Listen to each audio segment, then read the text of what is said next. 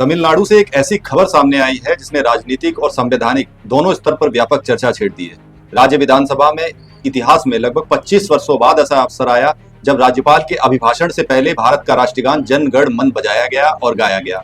लंबे समय से चली आ रही परंपरा में यह बदलाव अपने आप में एक महत्वपूर्ण और ऐतिहासिक घटना मानी जा रही है।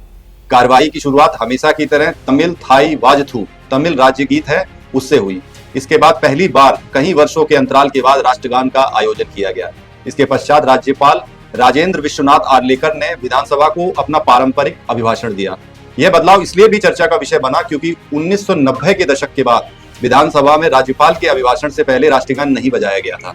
अब इस परंपरा की वापसी को कई लोग संवैधानिक गरिमा और राष्ट्रीय एकता के प्रतीक के रूप में देख रहे हैं। यह घटना केवल एक औपचारिक प्रक्रिया नहीं बल्कि एक महत्वपूर्ण संदेश भी देती है। भारत एक ऐसा राष्ट्र है जहां प्रत्येक राज्य की अपनी भाषा, संस्कृति और परंपराएं हैं जिनका सम्मान राष्ट्रीय संविधान भी करता है। साथ ही राष्ट्रगान देश की एकता, अखंडता और राष्ट्रीय पहचान का प्रतीक है।